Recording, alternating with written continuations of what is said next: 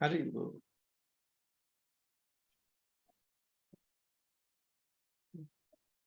So Hare Krishna, all devotees, thank you for joining. So I don't know why today only we have 1, 2, 3, 4 people are there. Anyway, we will continue. So today we discuss few verses from Bhagavad Gita 6. We discussed it till 6.39.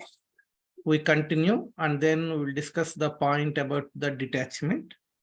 What Srila Prabhupada exactly mentioned about detachment in various purports of Srimad Bhagavatam and Bhagavad Gita. Those things we will read and try to understand. Okay, so let me share my screen.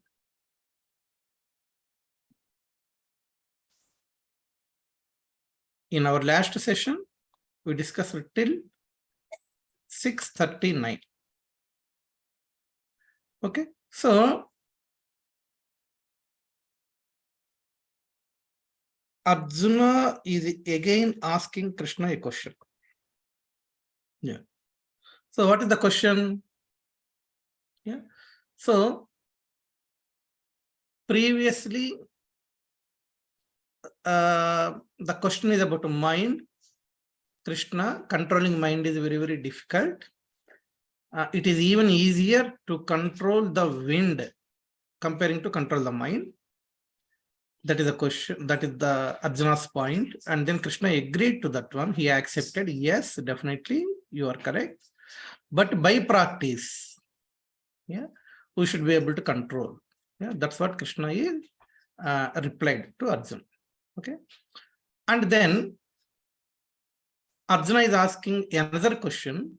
What about the destination of those who are not completely on spiritual path? Means neither completely on spiritual nor completely on material. Yeah. So they initially take the spiritual, but in due course of time, there is some deviation like that. Or traveling by putting their legs on two boats. Okay. So what is the destination of such people? That is what Arjuna is asking. Yeah. So here we can see, oh Krishna, what is the destination of unsuccessful transcendentalist who in the beginning takes to the process of self-realization with faith, but who later deceases due to the worldly mindedness and thus does not attain perfection in mysticism. O mighty armed Krishna, does not such a man who is bewildered from the path of transcendence fall away from both spiritual and material success and perish like a riven cloud with no position in any sphere? Because they neither enjoy spirituality nor enjoy materialism. Okay, so this is my doubt, O Krishna, and I ask you to dispel it completely. But for you, no one is to be found who can destroy this doubt. So here Arjuna is glorifying Krishna, saying, Krishna, it is only you who can answer this question, who can destroy, the most difficult confusions within our mind. Okay, that is the question Arjuna is asking. And we have given an example like the exam example. Yeah, those who study fully and prepared well, they write the exam, no issues, no fear. Those who don't prepare at all, okay, they don't care because no fear, no issues, because they know they are going to fail. But the middle people who don't prepare properly, but who want to pass the exam, yeah, they struggle. Okay, these type of people here Arjuna is asking, okay, what is their destination? Okay, now let us go to text 40. Shankar Prabhu, could you please read the verse? Hare Krishna. Yes, Prabhu. Shri Bhagavanu Vacha Parthanaiveha Namutra Vinasastasya Vidyate Nahi Kalyana Krit Kaschid Durgatim Tata Gachati. Yeah. Translation.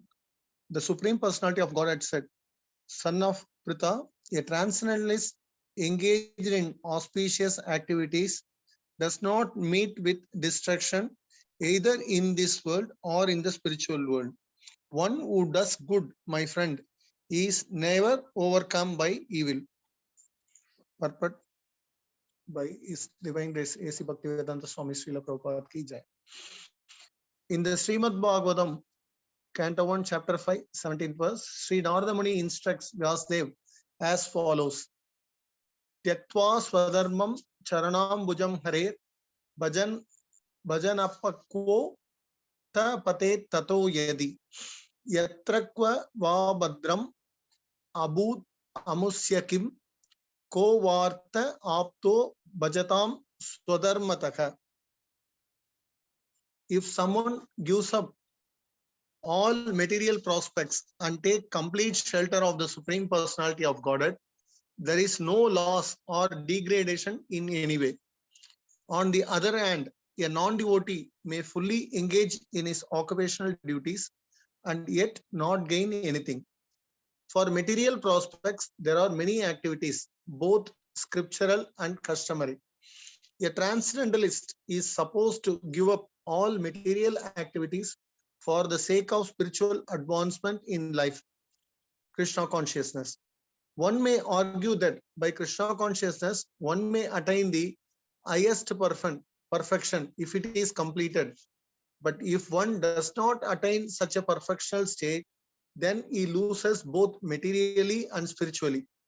It is enjoined in the scriptures.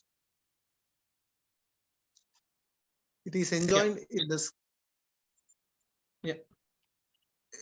that one has to suffer the reaction for not executing prescribed duties. Therefore, one who fails to discharge transcendental activities properly becomes subjected to these reactions. The Bhagavatam assures the unsuccessful transcendentalist that there need be no worries, even though he may be subjected to the reaction for not perfectly executing prescribed duties. He is still not a loser, because auspicious Krishna consciousness is never forgotten, and one so engaged will continue to be so even if he is low born in the next life. On the other hand, one who simply follows strictly the prescribed duties need not necessarily attain auspicious results if he is lacking in Krishna consciousness. The purport may be understood as follows. Humanity may be divided into two sections, namely the regulated and the non-regulated. Those who are engaged simply in bestial sense gratification without knowledge of the next life or spiritual salvation belong to the non-regulated section. And those who follow the principles of prescribed duties in the scriptures are classified amongst the regulated section.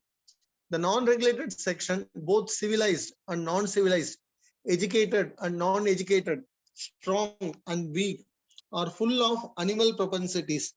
Their activities are never propensities of eating, sleeping, defending, and mating. They perpetually remain in material existence, which is always miserable. On the other hand, those who are regulated by scriptural injunctions and who thus rise gradually to Krishna consciousness certainly progress in life. Those who are following the path of auspiciousness can be divided into three sections, namely the followers of scriptural rules and regulations who are enjoying material prosperity. 2, those who are trying to find ultimate liberation from material existence. And 3, those who are devotees in Krishna consciousness.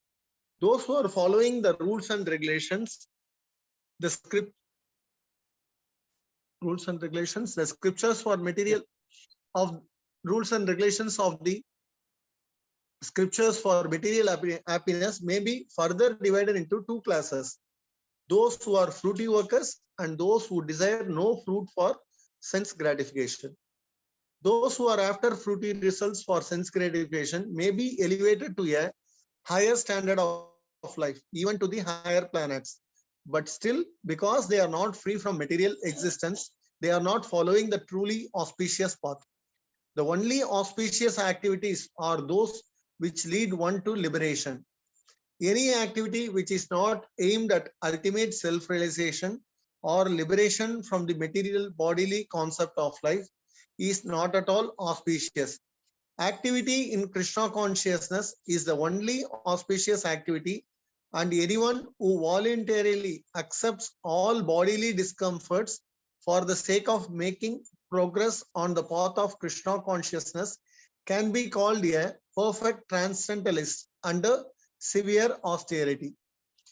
And because the Eightfold Yoga system is directed toward the ultimate realization of Krishna consciousness, such practice is also auspicious, and no one who is trying his best in this matter need fear degradation.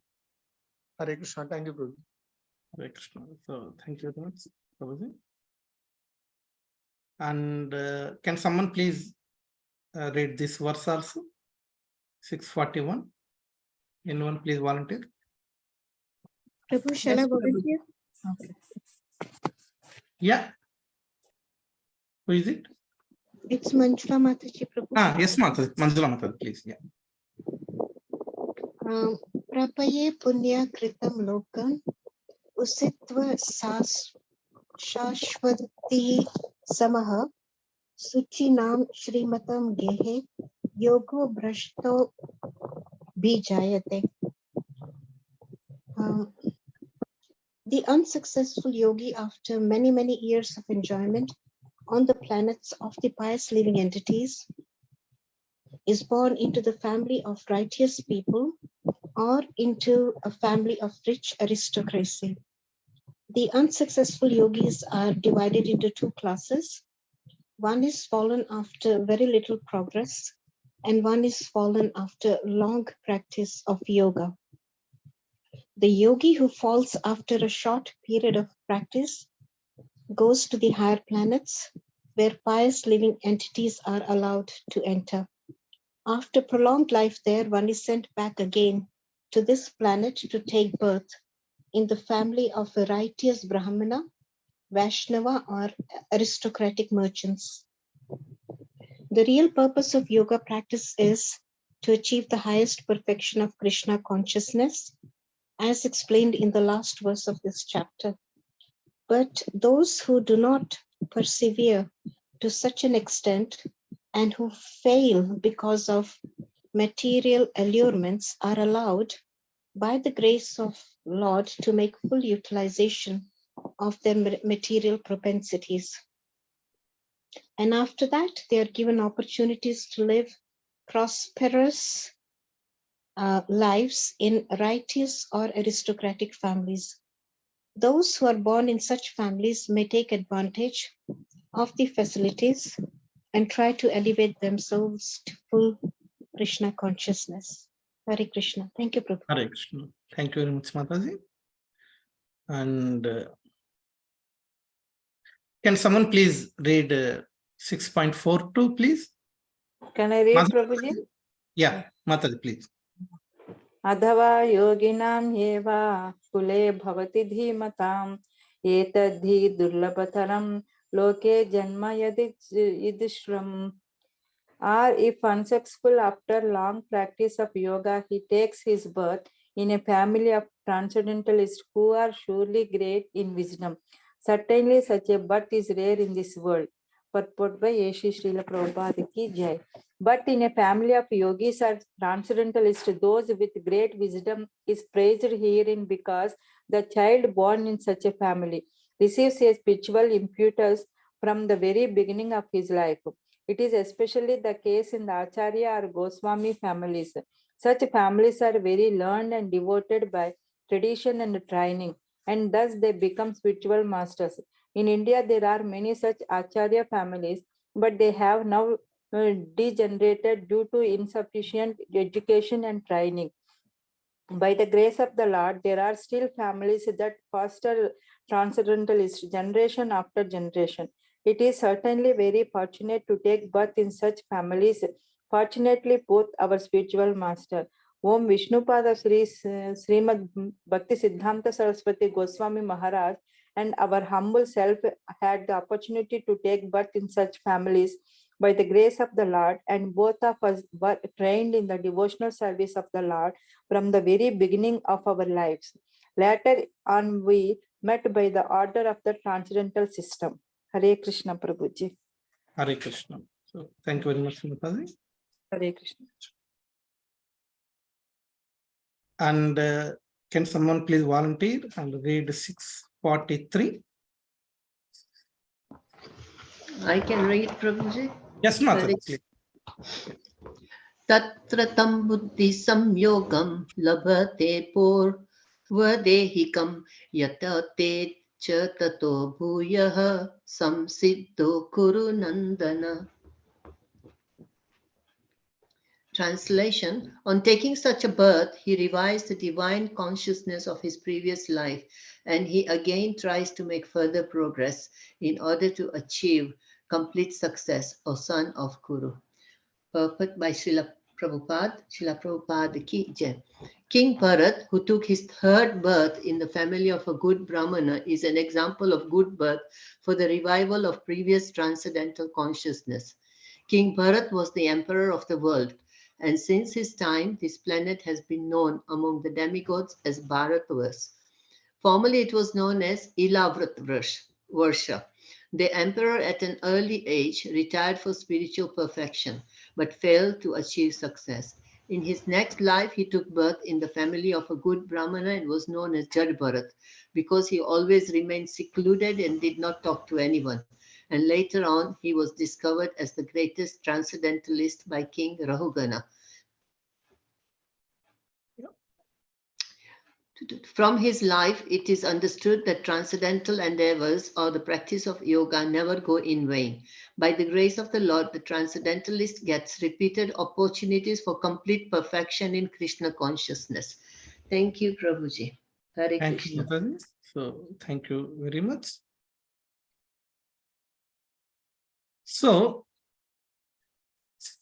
640 onwards, Krishna is explaining, means answering to the question raised by Arjuna about those who are initially transcendentalists but unsuccessful later. Okay, what is their destination? That is the question.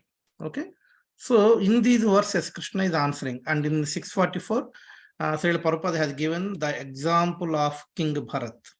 Okay, we all know, like Jada Bharat. Okay, so what exactly the pastime of Jada Bharat, that story, we know that one. Okay, so in 644, Prabhupada has given in the purport the example of Jada Bharat. Okay, so I humbly request all of you to go through the purports of translation and purports of these 4 verses once again at home. Okay, and we will continue our discussion on this point. Okay, what exactly Prabhupada explained about unsuccessful transcendentalists. One point is very clear: nothing will go waste. Okay, so it's not like they will start from zero. Okay, they achieved somewhere at, let us say, 30%. They will continue from 31. They achieved somewhere at 50%. In the next life, they will continue from 51, like that. Understand? Another life is guaranteed because they are unsuccessful. Okay, and whatever they practice and perfected up to certain stage, they will continue their spiritual journey in the next life from that point. Understand? It will not be nullified and become zero, something like that. Of course, the question may come: what happened, if they do so many sinful actions? We know for whatever sinful actions they perform, they have to suffer, and for whatever bhakti they practice, they will continue from that point. Understand? So that is the core point we need to understand. Nothing will go waste. Okay, even for a unsuccessful or deviated transcendentalist. Okay, nothing will go waste. Whatever he practiced, that helps him in his next life to move forward. But since it is unsuccessful, means since it is there is a deviation, they have to take another birth again. Okay, this point you please remember. Okay, because the question asked by Arjuna is what is their destination? So the destination is very clear here. What is the destination? They have to take birth again. Where they take birth. Okay, in previous verse it is mentioned either they take birth in aristocratic family, yeah, or in well-knowledge Brahmana family, like that. Prabhupada has given example. So, for example, here King Bharat, he took birth in a family as a good Brahmana, yeah, like that. So, or here they will born in the family of Acharyas, yeah, in Goswami families. Okay, they take birth in a Goswami families. Why? Because they have already practiced some bhakti.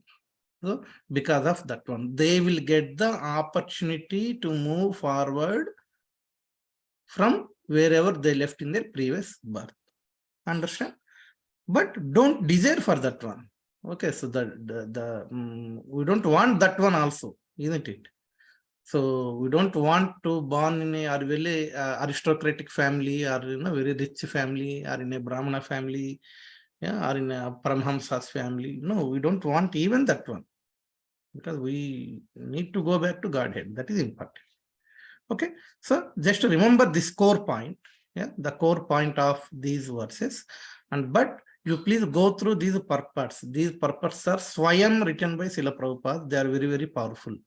Yeah, please go through the purports of 40, 41, 42, 43. Okay, so we will continue our discussion. Okay, now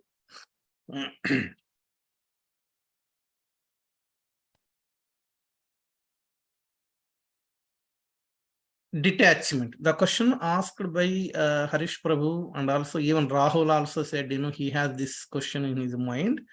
So, okay, 1 minute. Let me stop share and see who are there on. Okay, only 4 people are there, right?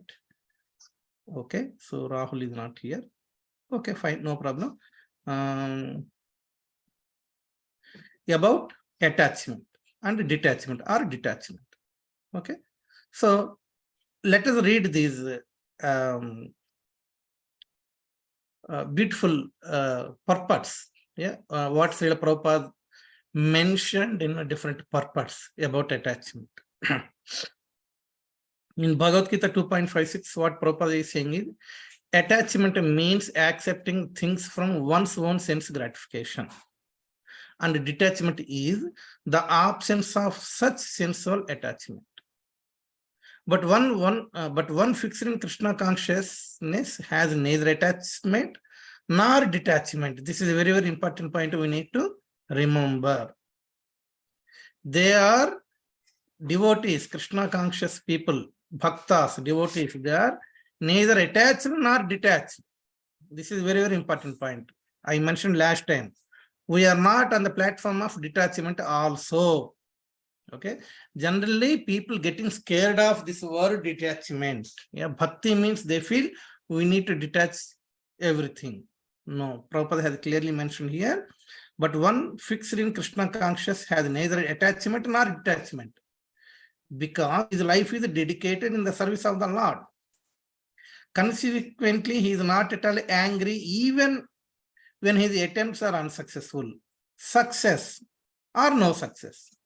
Or a Krishna conscious person is always steady in determination. Okay, this is about determination. But the key point here is they are neither attached nor detached. Now, in 2.64, Prabhupada is again saying, the Krishna conscious person is concerned only with the satisfaction of Krishna and nothing else. Therefore, he is a transcendental to all attachment and detachment. Again, Prabhupada is repeating the same point. He is beyond attachment and detachment. He is transcendental means beyond. Okay.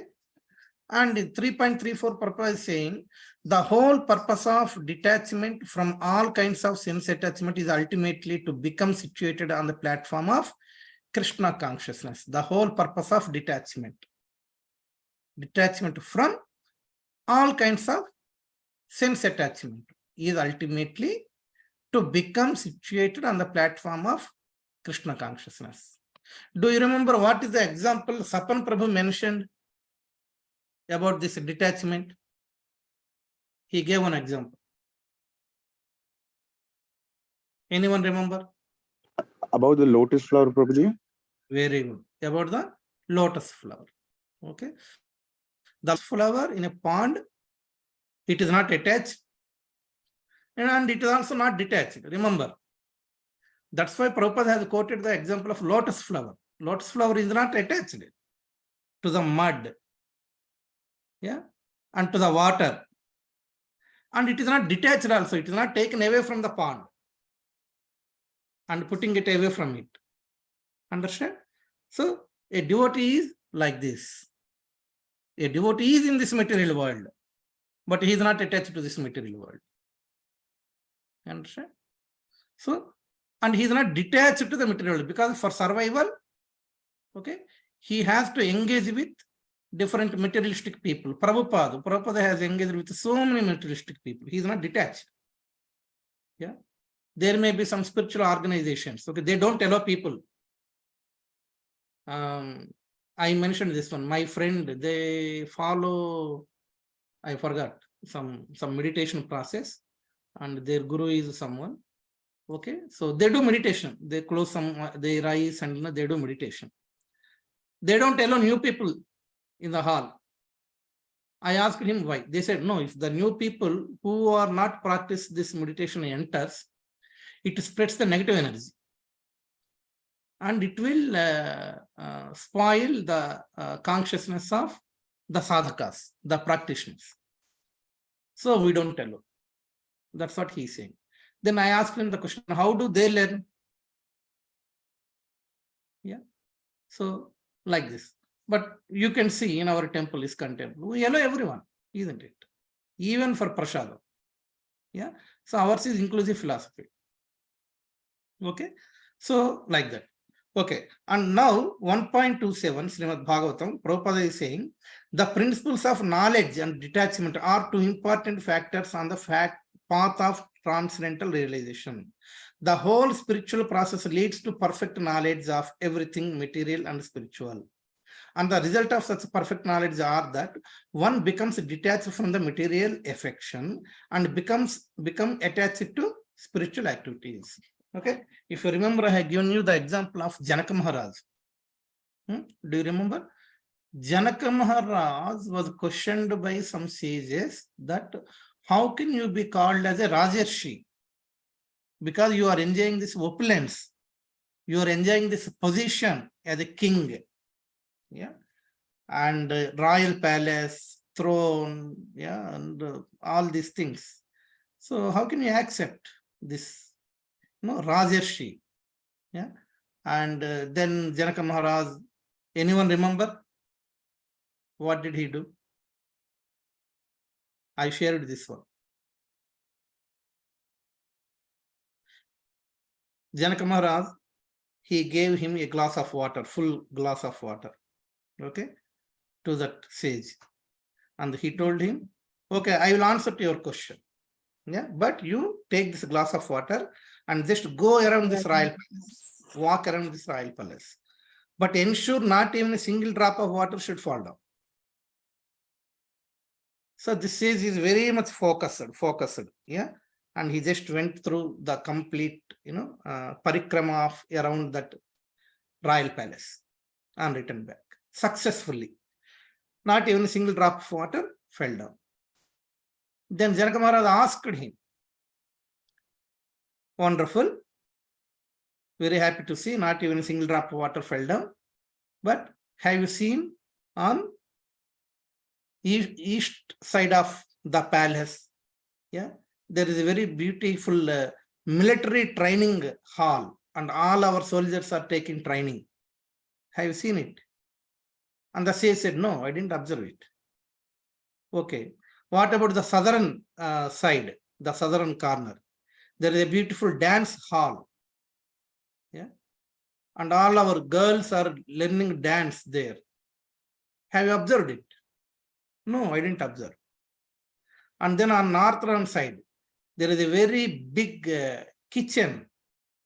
Yeah, and our cooks are cooking nicely there. Have you seen it? No, I did not see. And on western side, so Janaka Maharaj quoted, something else. And then he said, have you seen it? No. Then what did you do? You went around the palace.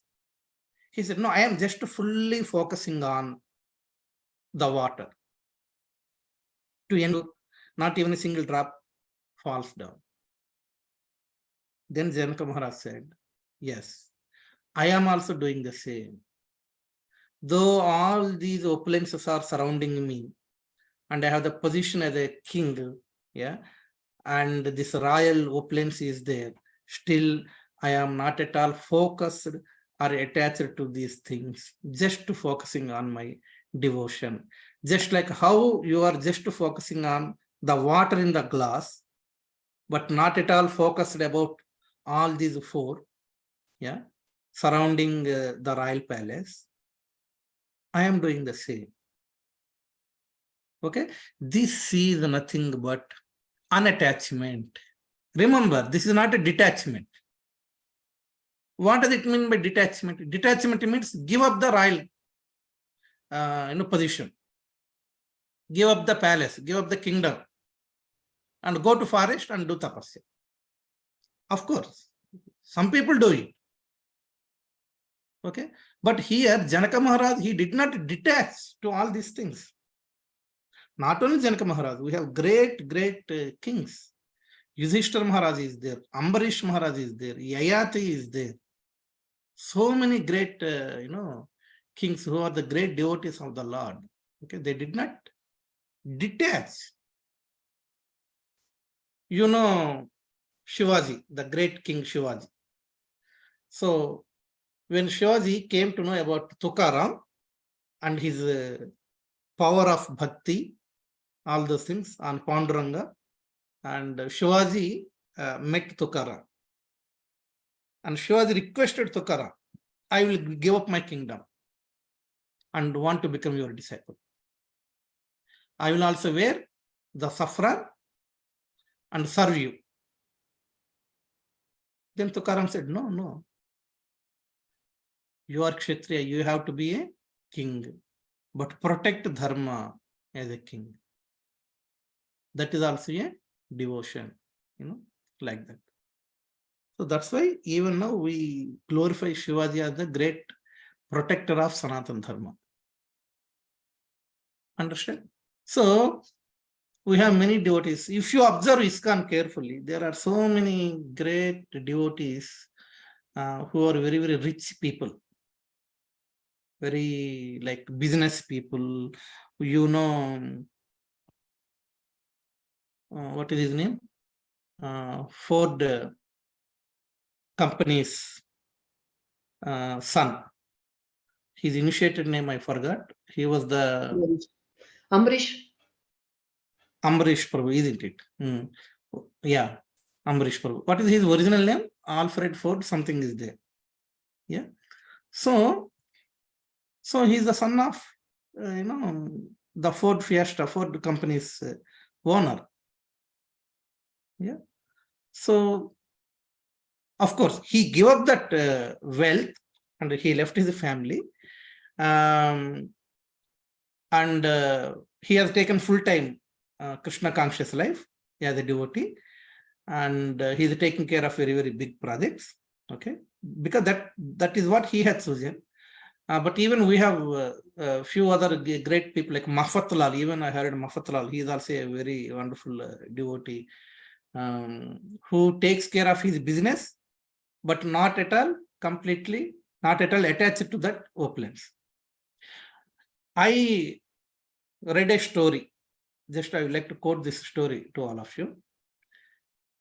I think you know Rabindranath Tagore, right? Yeah. So Nobel Award winner and who wrote Gitanjali, Rabindranath Tagore. So he visited Japan once, and daily evening 6 to 7 he gives a lecture on his Gitanjali, like that. So the complete auditorium is crowded daily, and people are very eagerly hearing from him. In different cities, Rabindranath Tagore visiting and giving these lectures.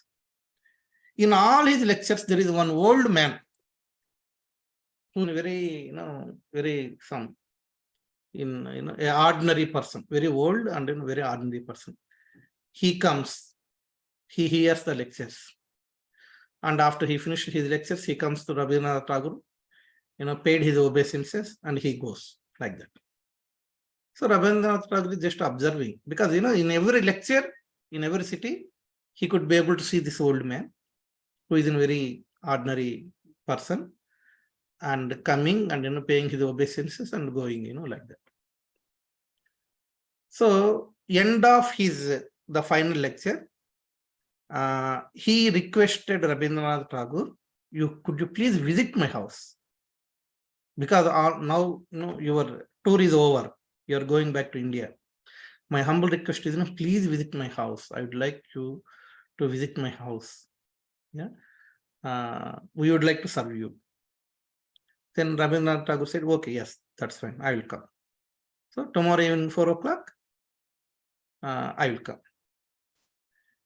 Then Rabindranath Tagore told to his assistants, he told him, this person seems to be a very poor person. Maybe he may make some opulent food for me, and making some grand arrangements, but I don't think he can bear all these things. So that's why tell him, make very, very simple food for me, and give him 500 yens. Yen means Japan currency. Okay, give him 500 yens to him, so that it will be helpful to him, like that. So the assistant said, okay, that's fine, we will do that. And they informed the person, like, so make very simple one, and we would like to give some yens. He smiled and he left. He didn't say anything. And the next day, 3:45, very luxurious car came to pick Rabindranath Tagore. Okay, he boarded the car, and this old man is there, and he took him to a very big palace, very big palace on a top of a mountain. Okay, so many assistants are there. So they saluted Rabindranath Tagore, and so many people are inside, and so many varieties of food are made, and in golden plate with the gold spoon they served Rabindranath Tagore. Rabindranath Tagore is surprising, and he is telling this old man, why did you bring me here? Take me to your house. Okay, I want to visit your house, but I don't want this place, this palace. Like that, he keep on asking the old man. And then finally the old man said, sir, this is my house. And Rabindranath Tagore was surprised. But you look very normal. I felt like you are a poor man, because you regularly coming to my lectures in a very normal dress. And comes by walk. But I didn't realize you are such a, wealthy person. Then the Rabindranath Tagore, this old man said, I don't want to show off my status to this world, particularly when coming to visit your lectures. Because the wealth you are giving, the spiritual wealth which you are giving to all of us, is far higher than the wealth which I earned. The wealth I earned is not at all useful beyond this world, beyond this life. But the wealth which you are sharing to all of us, to this world, helps us beyond this lifetime. So I know which one is the real wealth. So I always want to be like this, so that to understand this palace, this business, these luxurious cars, beds, so many servants are not at all helping me to move forward in self-realization. That's why. So I have taken the position of a normal, ordinary person and to be grounded. Like Rabindranath Tagore felt very happy. He felt very happy. What such a consciousness this man has. So this man, he is taking care of his business. He is taking care of very big family. So many employees, so many servants. He is taking care of all of them. See, when he is visiting Rabindranath Tagore's lectures, he goes by walk or by taxi. But when he went to pick Rabindranath Tagore, he has taken his luxurious car. Okay, so this is how, this is another example. Yeah, there are so many great people who are unattached to whatever they have. We have devotees. I don't know again his name. I forgot. His Holiness Radhanath Swami's. We attended Vyasa Puja in London. So he's a doctor. Radhanath Maharaj's disciple. So once we attended the Vyasa Puja in his house. It looks like a big palace actually. He's a doctor. He's a surgeon. A very famous surgeon. Very big palace, like house, and he, I think twice, 2 years we went there to attend the Vyasa Puja. So like this, we have so many devotees even in our ISKCON who are very wealthy people, but they use their wealth or whatever luxuries they have in serving the Lord and in serving the temple, in serving Guru Maharaj, like that, and not at all attaching to that one. Understand? So whatever is required, if you have the capacity to earn, you earn, but don't hanker for it. You take care of your family. At the same time, take care of, like, serve Vaishnavas, serve the temple, serve Guru Maharaj. And why we are taking dandavats when we come to temple? Is there any exception? Yeah. Males, they completely bow down, isn't it? Flat on the ground, on the floor, complete. Yeah. And female, knees down. Okay. Kneel down. Okay. On their knees. Is there any exception, like a wealthy devotee comes, he has some exceptions, and a normal devotee, poor devotee comes, he need to bow down completely like that? No, isn't it? Why it is there? It shows that before Lord, everyone is same. Okay, no matter how much you earn materially, okay, just before the Lord, you have to take the full dandavats, like that. Understand? So this is like that lotus flower. Okay, it's not like give up your job, give up your family, yeah, and just serve the temple and Vaishnavas, not like that. Of course, those who take full time, that is a different story.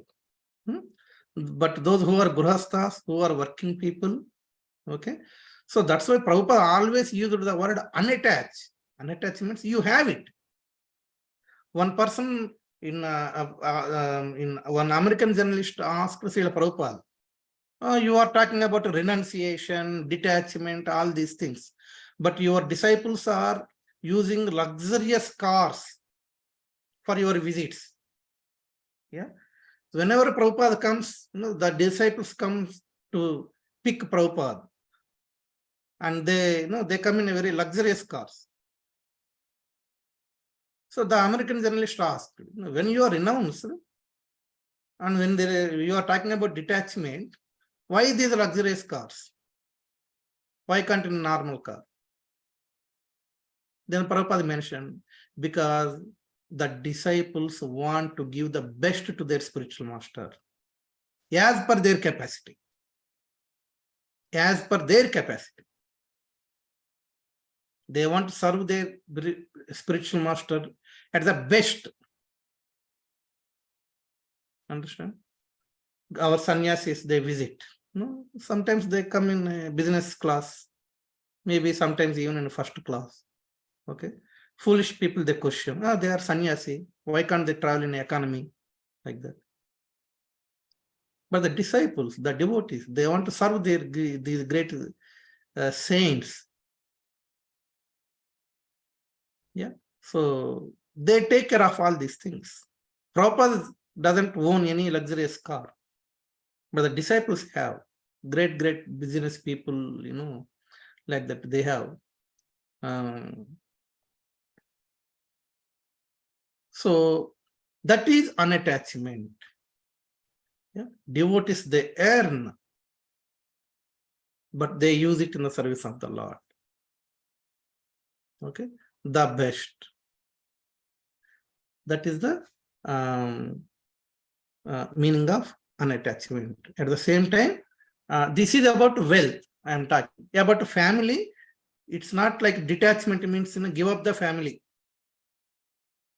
Understand? There is a difference. I explained this one before. There is a difference between affection and attachment. Don't attach to the family, but affectionate to the family. Prabhupada has given this word. Don't attach to the family. That attachment binds you to take another birth. But be affectionate. Just like how we are affectionate to any other living entity, have the same affection on family and try to give them the Krishna consciousness. That is the difference between affection and attachment. Yeah. Be an affectionate father, affectionate mother, affectionate wife, husband, like that. That affection means that Krishna conscious affection. Understanding everyone is part and parcel of Krishna. Attachment means this bhava bandha, yeah, material bondage. The material bondage takes us again, brings us back to this world. That is the difference between affectionate and attachment. And this is the difference between detached and unattached. So that's why Prabhupada always used the best place of lotus flower is the pond only. But it is not attached to the water. It is not attached to the mud. But it is still in the pond. Understand? So if you are deserved to get a promotion, you get a promotion. You elevate to higher positions in your material positions also, in your family. You earn money. Yeah. But don't hanker for it. Yeah, if it comes on your way, you take it. You get it and use it in the service of the Lord. So this is the difference between attachment and detachment and unattachment. I hope you understood. We will read a few more things here. I will share my screen again. So what Prabhupada is explained here. The next one, our intelligence in the present conditioned state of life is impure due to being engaged in sense gratification. The result of meditation on the transcendental form of the Lord will be manifested by one's detachment from sense gratification. Therefore, the ultimate purpose of meditation is purification of one's intelligence. Again, here detachment means detachment from sense gratification. Understand? So it's nothing but unattached. As soon as one engages in such serious devotional service of the Lord, naturally the propensity to falsely claim lordship over material nature disappears. See, Prabhupada explained here. As soon as one engages in such serious devotional service of the Lord, naturally the propensity of falsely claim lordship over material nature disappears. This happens naturally without your knowledge. Yeah. That detachment is called vairagya. Instead of being absorbed in so-called material lordship, one engages in Krishna consciousness. That is control of consciousness. And the last one here, the significance of advancement in transcendental knowledge and detachment from material attraction is exhibited in the personality of a highly advanced devotee. For him, there is nothing agreeable or disagreeable because he does not act in any way for his personal sense gratification. Okay. So these are few beautiful places where Srila Prabhupada explained about detachment, but with a concept like unattachment. Okay. Again, remember the very first one. But one fixed in Krishna consciousness has neither attachment nor detachment because his life is dedicated in the service of the Lord. This is very, very, very important point. And I shared this before also. We don't want punya and we don't want papa. Neither pious, we are not attached to pious. And of course, we don't want to sin, isn't it? Do you remember I mentioned this example? Yes, Harish Prabhu. Yeah, you raised your hand. No, Prabhuji, please, you finish and then I'll ask you the question at the end. No problem, Prabhuji. Yeah. So I mentioned this example, like we went to Vrindavan Yatra and we are about to take bath in river Yamuna. And just before entering into Yamuna, one of our senior devotees said, yes, now you are all going to take bath in Yamuna. Okay. Those who take bath in Mother Ganges, all their sinful actions will be wiped out. And those who take bath in river Yamuna, all their pious results will be wiped out. Okay. Now you go and take bath.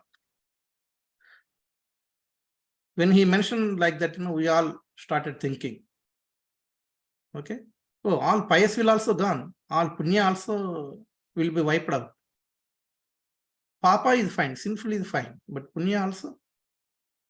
No, we are looking at each other and he is laughing. Yeah.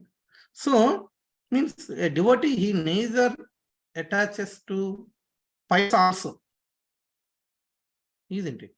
Yeah. So we don't want pious and we don't want sin. Pious also we take birth again. Of course, sin anyway we don't want it. Okay. Having pious results, maybe will be elevated to higher planetary systems, like heavenly planets, something like that. Okay. But we don't want it, isn't it? That guarantees another birth. Understand? In the same way, attachment, and we don't want detachment also. Detachment gives pride. Understand? So that's why, according to your varna and ashram, you perform your prescribed duty. Yeah. In a unattached consciousness. Yes, Harish Prabhu. Now tell me what you want to say. Yes, Prabhuji. Actually, I had two questions, but then owing to time, I'll probably stick with one question right now and then ask you the second one. Tell the two questions. Anyway, we'll discuss in the next session. Don't worry. Sure, Prabhuji. So first one is, since we are speaking about detachment and attachment, right? And I think Purport 1.24 mentions that detachment from materialistic world actually enhances or rather helps in attachment in the spiritual world, right? So when we are speaking about detachment, is it only about the materialistic aspects of life, or is it also applicable when it comes to relationships, with people, like and not being attached to what how they treat you and how they make you feel? People also, all the relations also. And so as I mentioned, wealth point of view, I explained, and then in the second phase, I explained about the relations with family, husband, wife, son, friends, relatives, right? Okay, so Prabhupada has used always uses the word affectionate. Be affectionate, but don't attach. Yeah, become affectionate to your family, affectionate to your relatives, affectionate to your mother, father, wife, husband, son, daughter, friends, well-wishers. Become affectionate, but don't attach. Understand? Mm. So yes, definitely. Relations are also very, very important. If we say detach from relations, again, no one shows any interest, isn't it? Prabhupada never said detach from your family. He never said like that. Yes, Manjula Mataji. Prabhu, I think a lot of people find it difficult to separate affection and attachment. They think if you're affectionate, you're naturally attached as well, because affection includes that somehow. So it becomes a bit difficult to discern, I think.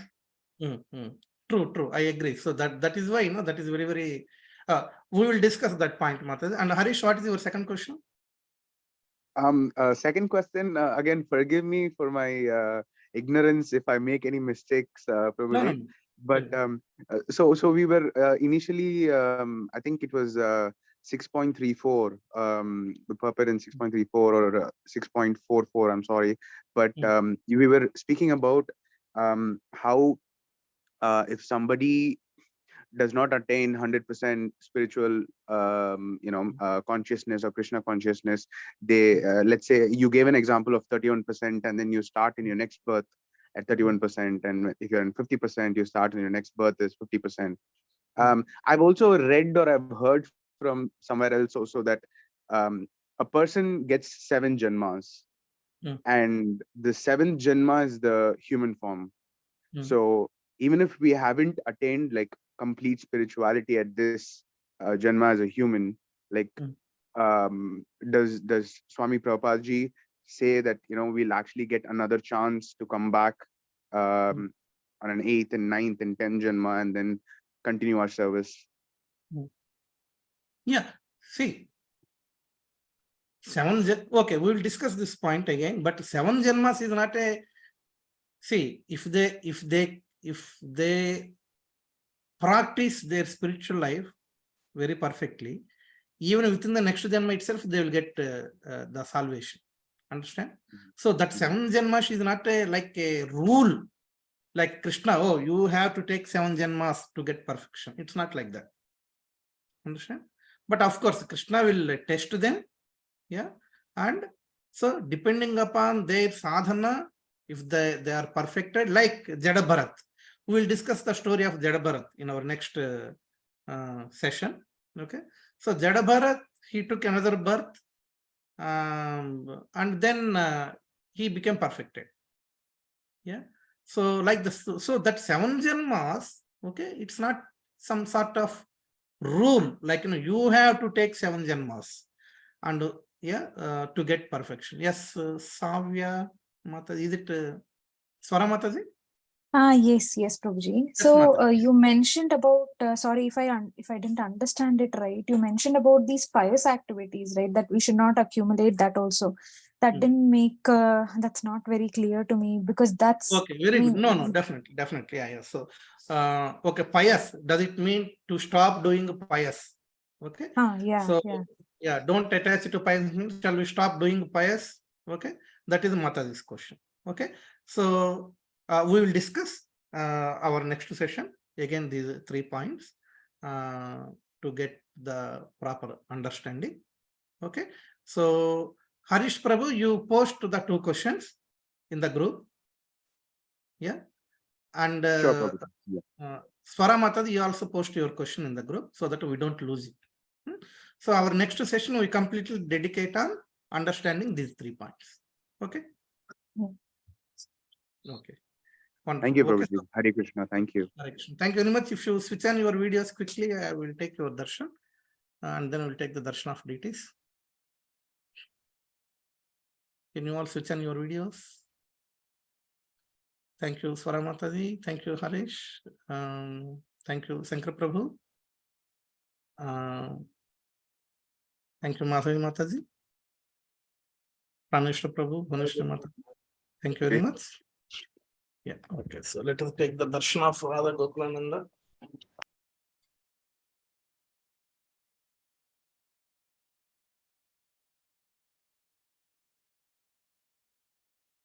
Gauranitai, Jagannath Baldev Subhadra.